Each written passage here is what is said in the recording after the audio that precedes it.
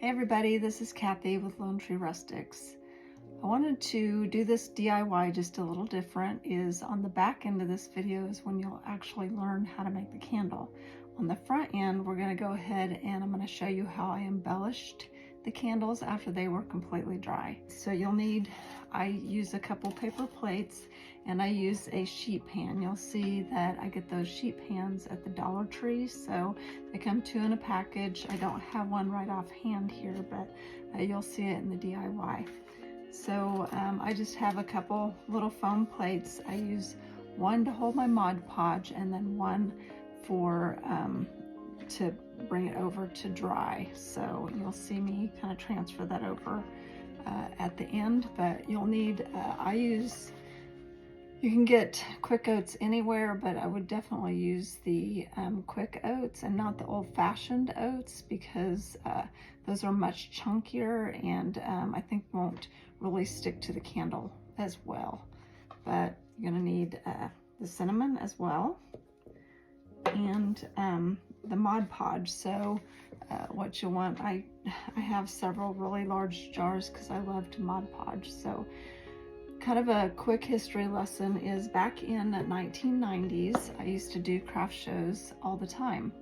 Well, with those craft shows, I made these oatmeal candles. I don't see the oatmeal candles as much as I see the grungy candles now, and I make my grungy candles maybe just a little bit different than others do because I actually do roll it a little bit just to make it bumpy in the oatmeal before I add the cinnamon to it. So you'll see that process here in a little while.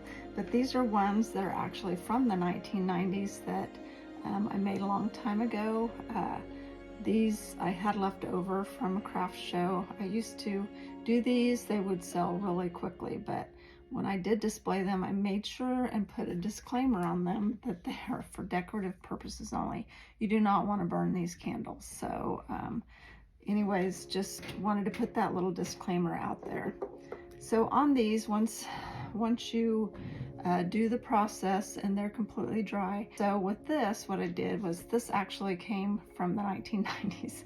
This candle holder, I still had it left over from a project back then, so I went ahead and added it to this. But on this candle, I used an ivory candle. I rolled it, you'll see that process, but when it was completed, I took some jute. So you want some jute if you want to do a candle like this, and I just put a little hot glue on the back and then wrapped it around probably about 6 or 7 times, okay? And then when I was at Hobby Lobby this past week, what I did was I picked up, it's a flowering garland, and so I did embellish that. In the comments below, I'll put what kind of greenery this is. It's really good for, it's really spriggy. I don't know how else to put it, but it's really good for just tiny pieces to put down in there. You'll want to, I poked them down in, and then I poked a few from the bottom up and put a little dot of hot glue on there. So you'll need your hot glue gun. And then I bought these little rusty stars off of Amazon. I will put the link to that also, because you can get these little stars. They're really good for different projects. And so those little stars, I then just hot glued that on and a little jute bow. So very easy, very simple, but I just love the look of it. Okay, so that's that one. Just leave it out here. On this other one, I had these are just some very, very simple candle holders. I had picked them up at a little gift shop. They were under $2. So imagine you could locate those on Amazon as well. But so what I used on here was I used that greenery, but I also used some wire, y'all. So I will put a link in the comments below as well of this tutorial where I got this rusty. It came in like a package of like 2 or 3, so it's just great to have on, especially for your rustic projects. So what I did was I actually poked this into the bottom of the candle, and you can see it there. I've had to poke this down in here, so I lost a little bit of the grunge. You can always fix that, but it's not going to show. So I poked that in there, and then I twisted it up the candle. Do you see that, guys? And so you'll see that there's no really pattern to it, just twisted up the candle, and then I poked it back in the back so the pokey would not poke someone.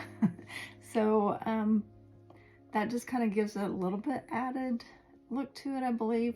And then this fabric here is, I had just picked it up at Hobby Lobby, and it's this fabric here. And what I did was I just tore off, and I can show you what I did here, is I just took my scissors and I tore off a piece, okay? So you can do that too, right? So I didn't want to take the time to grunge, because that's what it looks like. It looks like I have grunged that. And you could use grunged ribbon or fabric. What I did was I took some distressed ink, okay? And if you watch me here, I just laid my fabric down. And this is, if you want a quick grunge to some fabric, you just take this little pad off and you just grunge it. So you can see what it looks like now. It's pretty light, but when you add that ink to it, you can do as much or little as you want. Just go over it. You can see that kind of going. It will grunge that fabric up. So that's what I did. I just did both sides until I liked the look of it. There's a vintage distressed ink, and there's also, this is a walnut, and I think I actually used the vintage. So it's that, you guys, and it's back in like the stamps section of Hobby Lobby. It's fairly inexpensive, but it's nice to be able to grunge a little bit, okay? So what I did was I did the same thing as I did on here, but I didn't use jute. I used the fabric, and then I poked some of the same greenery, and I'll put that down in the comments like I said, and then I added the star.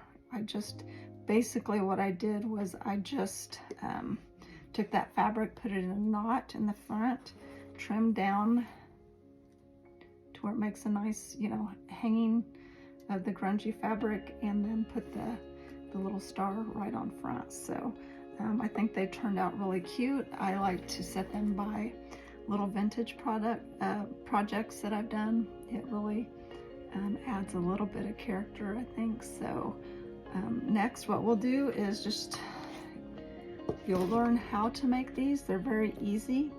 Let me kind of go over the process really quickly. Is you want your Mod Podge. You want to place it in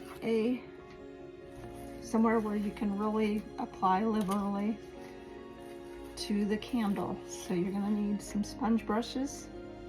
I just use the regular foam brushes to do that, you'll see, and I also use a little other brush to do the cinnamon. So you'll see that kind of in the video. But you'll want some quick oats. You want some ground cinnamon. I did not use gloves, but I probably should have because it gets a little messy. But you'll see these cinnamon will get darker as it gets drier, so don't worry about it if it doesn't look dark. You can always add more. You can just keep layering it till you like the look that you like. So enjoy, y'all, and I hope you make some of these yourself. You want to be sure that you have 2 candles, one for the oatmeal and one for the cinnamon candles.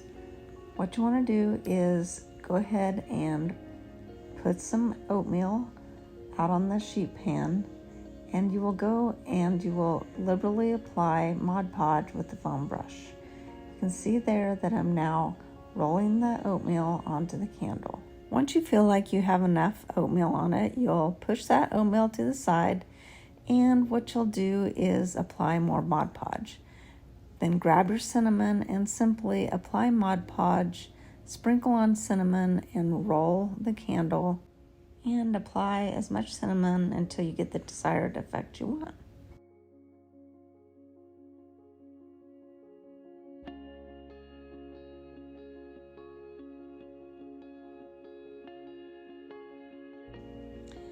After you have achieved the amount of cinnamon that you would like on the project, you want to go ahead and add a final layer of Mod Podge before you allow it to dry.